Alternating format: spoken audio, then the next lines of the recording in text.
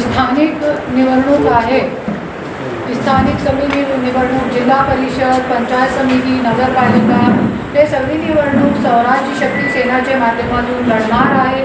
आणि स्वराज्य शक्ती सेनाचे माध्यमातून जे लोक नवीन उमेदवार इच्छुक आहेत ते आम्हाला संपर्क करू शकतात. आणि जसे की आज महाराष्ट्रामध्ये सगळ्यांनी बघितलेलं आहे की जे लोक आपल्या हक्कासाठी लढतात, अगोदर आपल्याला अंग्रेजों लड़ाव लगता, अपन अंग्रेजों के साथ लड़ते थे तो हमको जेल में डाला जाता था.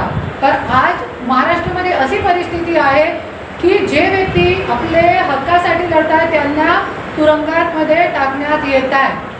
आणि आज शेतकऱ्यांना न्याय भेटत नाही. आता मी लातूरमध्ये भेटीसाठी घेऊन मी आलेली आहे इकडे, तो मी बघितलेला आहे ग्राउंड लेवलवरती. खूप आज गेल्या 1 वर्षापासून लोकसभामध्ये पण आपला उमेदवार होता, 6000 मतदान पडले होते नवीन पक्ष असताना.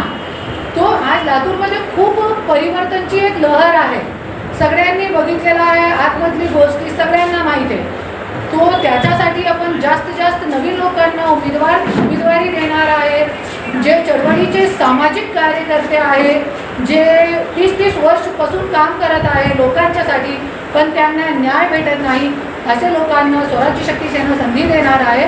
ते जे इच्छुक उमेदवार आहे ते येऊ शकतात. क्योंकि आज जरी नेता बदला तर मुद्दे बदलतील आणि नाही तर तेच नेता तेच मुद्दे. आज पूर्ण मराठवाड्याची जी परिस्थिती आहे 80 वर्ष मागेची आहे. तेच नाली, कुठे नाली आहे तर ते कचरेमधून तुंबलेली आहे, कुठे नाली नाही आहे, रस्ता नाही आहे, बिजली नाही आहे, पाणी नाही आहे. शेतकरी लोकांना न्याय नाही भेटत. आता खूप पाऊस आला, अतिवृष्टी झाली, तो जे खरे गरजू लोक आहे त्यांची पाणी पण होत नाही. शिक्षा, आता बी आम्ही एक भेटी गाठीचा प्रोग्राम घेऊन आलेलो आहे, त्याच्यामध्ये आम्हाला एक महिलांनी सांगितला, ताई आमचे मुलाबाळा 10वी क्लासमध्ये आहे, तरी पण 10वी क्लासमध्ये जे शाळा आहे शाळामध्ये जाण्याचा रस्ता नाही आहे. तो 2-2 महिने आमचे मुलाबाळा शाळामध्ये जात नाही. तो तुम्ही बघा कशी परिस्थिती आहे आज महाराष्ट्रामध्ये.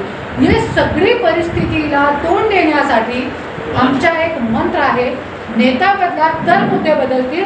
नाही तो 80-80 वर्ष झाले तेच नेता तेच मुद्दे. आमदार का मुलगा आमदार, खासदाराचा मुलगा खासदार. आणि आता जे परिस्थिती आहे एक घरामध्ये 2-2 पक्ष आहे. बीजेपी